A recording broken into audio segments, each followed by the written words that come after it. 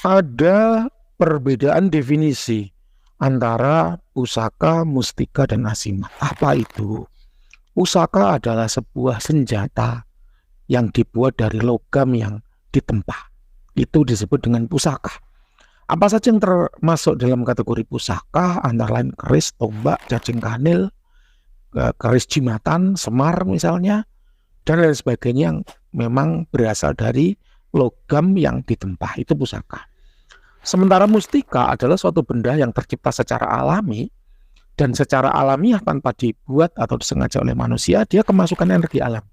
Jadi secara alamiah prosesnya, tanpa diproses atau disengaja oleh manusia. Itu mustika. Sementara apabila disengaja atau diolah oleh manusia, maka kita sebut dengan azimat. Jadi kedudukan pusaka, mustika, dan azimat itu beda-beda. Yang paling bagus yang mana, Mbah? Ya beda-beda, bergantung pada individunya.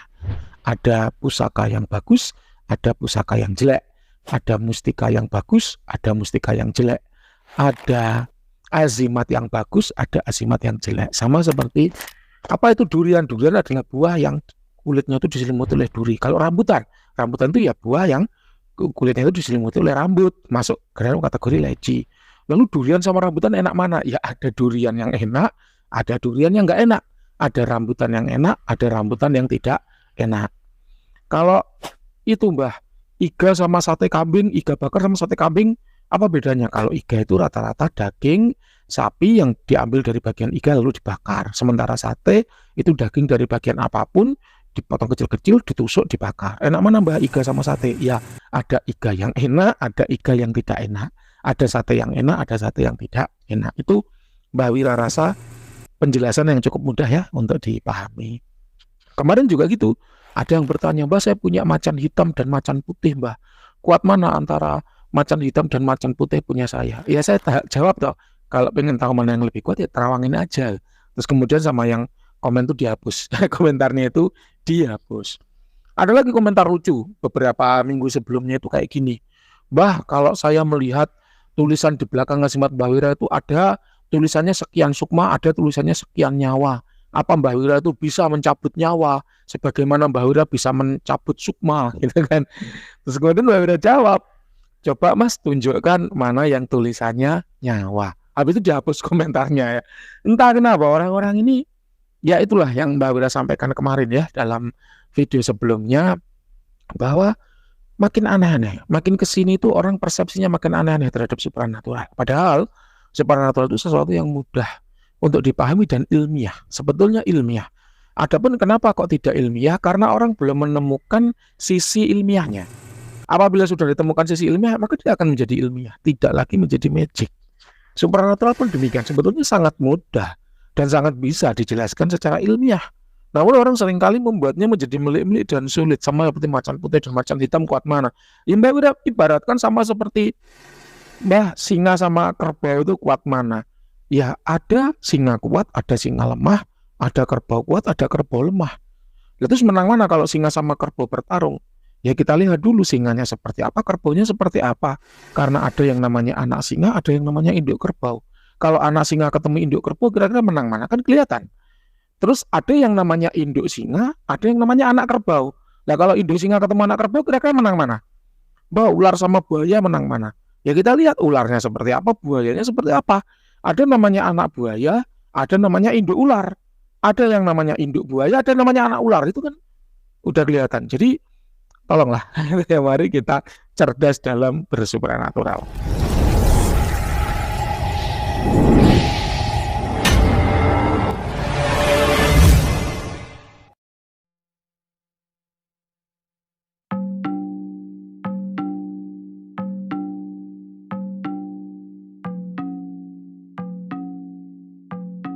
Halo para lovers and haters dimanapun Anda berada, baik yang ada di alam nyata maupun alam gaib, apa kabarnya? Salam cerdas bersupranatural. Berjumpa kembali dengan Mbah Wira, Guru Besar Padepokan Sengkelat, Rajanya Azimat. Hari ini hari Kamis ya, 18 April 2024 jam 19 petang. Kita sedang melayani klien nomor 4042. Beliau menerawangkan sebuah keris dengan ongkos 100.000 yang harusnya hanya berupa chat singkat. Ya hanya berupa chat singkat. Nanti untuk penjelasan Kenapa kok hanya berupa chat singkat? Nanti ditampilkan sama admin. Ya, jadi 100.000 itu paket hemat chat singkat saja. Kalau ingin edukasi panjang seperti ini harusnya 200.000. Tapi nggak apa-apa. Untuk klan 4042 Mbak Wira kasih versi panjangnya. Supaya apa? Supaya jelas. Karena keris yang diterawangkan ini agak bahaya. Ya, bahayanya seperti apa? Oke, kita bahas. Jadi kemarin Mbak Wira sudah membalas bahwa keris ini lot 13 ya. Berarti Kiai Sengkelat ya, 13, kemudian secara bilah dia masih utuh, bagus, cakep ya. Jadi bagus yang Mbak Wira katakan kemarin itu adalah bagus secara bilah.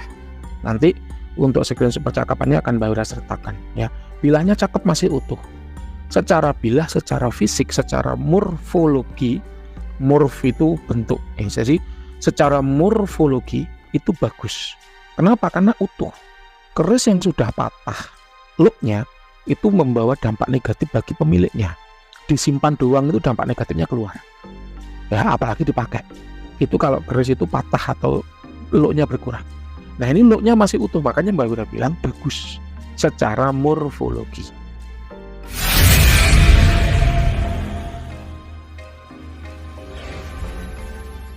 Ini juga kalau Mbak Wira lihat tuh, ini adalah keris tua gitu kan, dibuat sebelum zaman kemerdekaan, keris sepuh tus gitu kan. Kalau keris muda disebut keris dengan kemerdekaan. Jadi secara morf ini bagus, tapi secara esoteris, tunggu dulu. Secara esoteris kita punya kriteria untuk melihat kualitas sebuah pusaka secara esoteris, yaitu melalui apa? Kalau Mbak Wira, alat kupasnya. Jadi kalau orang menulis tesis itu ada namanya normatif. Normatif adalah kondisi ideal sesuai peraturan itu seperti apa. Kalau keris harusnya ya mengandung energi alam, mengandung energi manusia, mengandung entitas astral. Secara normatif idealnya begitu. Itu namanya normatif. Namun ada kondisi nyata di lapangan, namanya empiris. Secara empiris bagaimana? Nyatanya tidak sempurna. Ada masalah di situ. Apa itu masalah? Masalah adalah gap between Dasolen and Dasein. Apa itu gap? Gap itu jarak. Ya, jarak antara Dasolen dan Dasein. Yang normatifnya bagaimana dan kenyataannya seperti apa. Itu masalah. Nah, masalah itu mau kita kupas dari mana? Bergantung pada teoritis yang kita pakai. Grand teorinya apa? Kalau Mbak Wira menggunakan grand teori energi, vibrasi energi. Kenapa? Karena vibrasi energi itu nggak pernah bohong. Selama ini Mbak Wira melakukan pengecekan mustika, azimat atau pusaka apapun itu dengan vibrasi energi, dan hasilnya ya alhamdulillah akurat. Dan itu bisa Anda temui testimoninya di sepanjang videonya Mbak Wira. Ada itu testimoni dari orang yang Mbak Wira terawang dan akurat. Alhamdulillahnya akurat. Itulah kenapa Mbak Wira terus menyempurnakan teknik vibrasi energi sebagai grand teori, alat kupas untuk membahas antara gap tadi ya, between empiris dan normatifnya.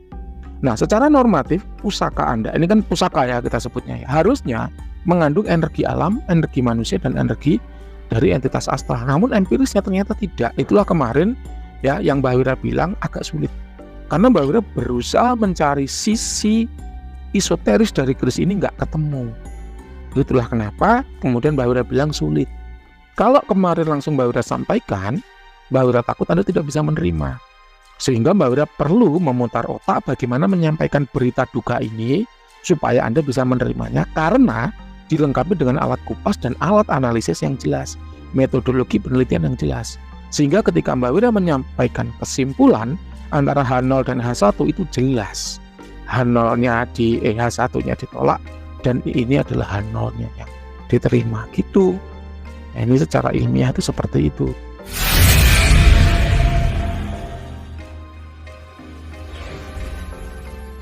Jadi kita mengupas supranatural itu bukan hanya magic, ini saya lihat ada genderuwonya, enggak gitu. Tapi jelas alat ukurnya, jelas indikatornya, jelas metode pengamatannya. Ya, kita kembali. Secara vibrasi energi ya, energi yang ada dalam suatu benda bertuah. Jadi benda bertuah itu adanya tuah dalam suatu benda itu karena dari kandungan energinya. Itu kalau menurut Mbak Wira. Kalau menurut praktisi lain beda ya nggak apa-apa. Namanya praktisi kan punya pendapat masing-masing. Jadi energi itu ada bermacam-macam, setidaknya 3 jenisnya. Yang pertama yaitu energi alam, yaitu energi yang berasal dari alam. Nah, energi yang berasal dari alam ini bisa masuk ke dalam suatu benda dengan dua cara. Yang pertama, masuk sendiri secara otomatis, ya, tanpa dimanipulasi oleh manusia, tanpa disengaja oleh manusia. Biasanya kalau benda-benda terisi energi alam secara otomatis itu kita sebut dengan mustika. Dan yang kedua adalah disengaja atau dimanipulasi oleh manusia. Nah, kalau pusaka keris seperti ini jelas dimanipulasi karena kan dia dibuat oleh empu, dibawa tirakat, dibawa meditasi, dibawa bertapa dan lain sebagainya, sehingga dibacain mantra-mantra dan sebagainya, sehingga dia kemudian mengandung energi. Nah, pada keris dari klien 4042 ini, kalau menurut Mbak Wira, mohon maaf, Mbak Wira tidak menemukan ada energi alam dalam benda ini. Yang kedua yaitu energi manusia, energi dari praktisi yang membuat atau meritualkan benda tersebut. Kalau keris umumnya mengandung energi manusia, energi dari si empu. Karena kan si empu mengolah keris itu dengan berbagai macam kesaktian dan daya yang dia punya, sehingga normalnya itu mengandung energi dari manusia. Nah, pada keris milik klien 4042 ini nggak ada energi manusianya, jelas ya.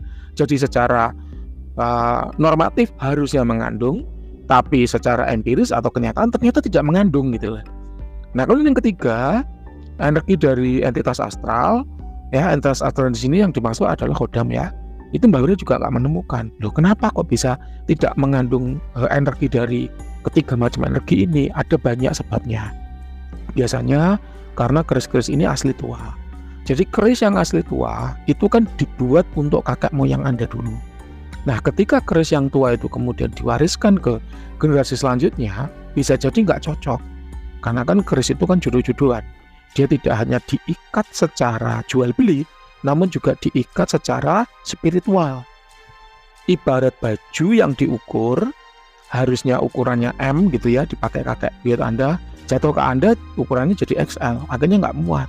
Karena nggak muat akhirnya nggak jodoh. Karena nggak jodoh kemudian sisi spiritual atau sisi esoterisnya itu kemudian sirna. Itu hanya salah satu penyebab ya, dan itulah yang paling sering dialami oleh keris-keris tua. Jelas ya?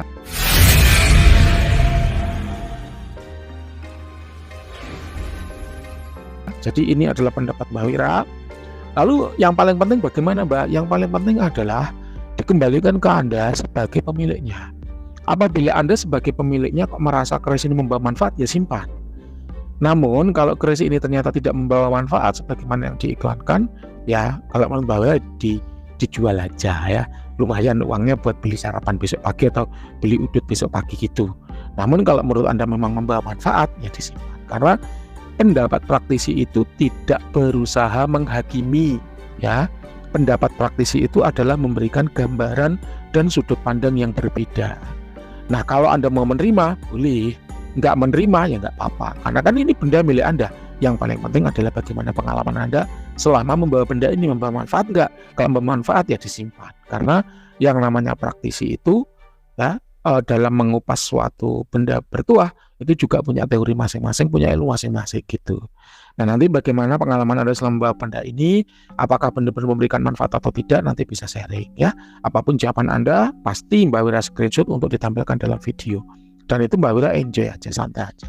Ya, ini harusnya terawangan yang panjang dan ada edukasinya, ini harusnya 200.000, tapi nggak apa-apa untuk Anda 100.000 aja. Dan Mbak Wira merasa perlu ya untuk menjelaskan seperti ini. Kalau misalnya nanti Anda kurang merem, kurang panjang, ada salah satu video yang Mbak Wira yang berjudul Resiko Mengoleksi Benda Pusaka. Itu nanti bisa Anda tonton, dan itu juga Mbak Wira menjelaskan banyak hal tentang kenapa pusaka-pusaka tua itu biasanya ketika jatuh ke anak cucunya itu menjadi kosong. Terima kasih, semoga bermanfaat. Ada kurang lebihnya mohon maaf. Assalamualaikum warahmatullahi wabarakatuh. Apabila Bapak Ibu itu hanya penasaran, ingin bertanya apakah benda yang dimiliki itu berkhodam atau tidak, maka Bapak Ibu bisa memanfaatkan paket iya tidak. Paket iya tidak itu murah, hanya 20.000 per pertanyaan. Bebas tanya apapun selama jawabannya ya atau tidak.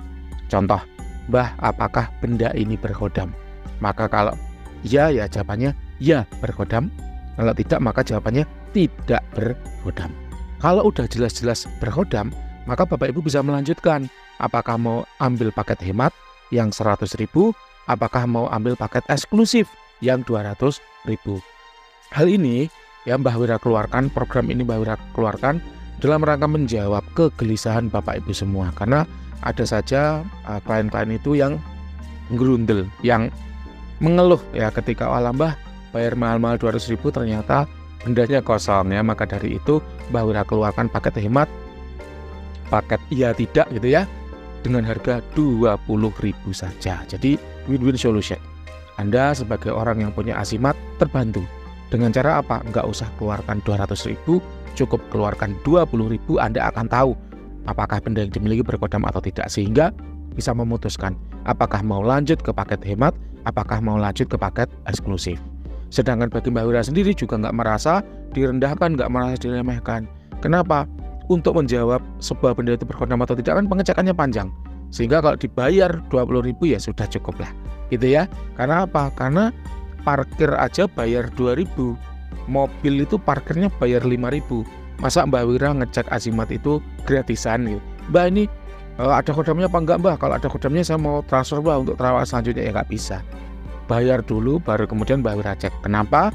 Karena udah banyak ya orang-orang yang setelah dijawab, oh iya ini berkodam, kabur nggak lanjut ke paket berikutnya, atau oh iya ini kosong tidak berkodam, oh ya udah Mbak kalau kosong saya nggak jadi terawan gitu. Itu banyak, sehingga Mbah Wira mengeluarkan solusi win-win solution. Mbah Wira menang, Anda juga menang. Anda menang, Mbah Wira juga tidak kalah gitu Bapak Ibu ya.